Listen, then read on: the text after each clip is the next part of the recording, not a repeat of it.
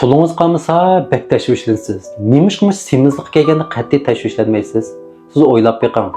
Agar siz bir pocham bo'lib kelsangiz, amal pul topadigandan qo'ydi bo'lasiz. Kechalari uxlamay, qanday qilsam jiq pul topaman deganda zehningizni qartisiz, tashvishlansiz. Agar siz zukamdab og'rib qolsangiz, qizib qolsangiz, birinchilik doktorxonaga berib davolashdan qo'ydi bo'lasiz. Agar o'zingizga sat ko'ransangiz, men qayarimni o'ngsam bo'ladi degandan qo'ydi bo'lasiz. Nemish semizlik kelganda shunda tashvishlanmaysiz? Semizlik degan hozirning o'zi sizning jiningizni olmaydi. Ammo u degan bir uzun so'zilgan osti xarakterlik bir kasal. U sizning ro'yitingizni tushkunlashtiradi. Ro'yitingiz tushkunlashib ketdi degan gap o'zingizga ishonchingiz qolmaydi degan gap. Eng beshida sizning bir kuningiz nihoyat unumsiz o'tadi. O'rin, ish xo'shaqmaydigan, amaliyat siz bir kunda nurg'un ishlarni qila oladigan odam. Ammo semizlikning dastidan sizga uning kuch qolmaydi. Yazsam kelam deysiz. İkincisi, hatta muhabbetlişini qo'shaqmaydigan bo'lib ketadi. Ro'yitingiz bek tushkun. Siz qila oladigan ishlarni qila olmaysiz, qo'shaqmaydi degan gap. Buning hammasi semizlikning olib kelgan natijasi. Uni agashing kasalliklarini demayli qo'yay, oxirida sizga qanday azob o'tdi, uni men demaylam qo'yay. Bir odamni hargizmi bir tuyuqsiz zarba nobud qilmaydi.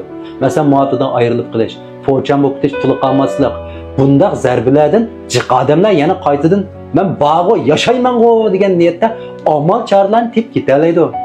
Ammo bu semizlikning olib kelgan shu ro'y kayfiyatining tushkunligi, o'rinlashish, ish xo'shaqmaslik, xo'shallik, go'zal ishlarni ko'ranmaslik, pasif energiya deb qilish, bu sizni bilib bilmay nobud qiladi. Hayotingizdagi 70% xo'shallik yo'qolib ketadi degan gap. Siz o'ruqlang, bir ahamiyat bering mush ishga, jiddiyroq pozitsiyada bo'ling, jiddiy eg'irlik tashlang emas. Ammo o'ruqlashni jiddiy boshlang. Siz ko'zingiz bilan ko'rolmaysiz buning olib kelgan ziyonli tarafini, ammo oxirida hal qilay deb hal qilolmaysiz. Hozirning o'zida bir kun burun boshlasangiz-mi, siz bir kun burun mush nishonga yeta olasiz. Bag'an sir kayningizda dasab ketmaydi. Bu ishda yo kayningizga dasab mangsiz, yo oldingizga ulgurlaysiz. Joyda jim turaveradigan ish bo'lmaydi. Bek muhim ish bu.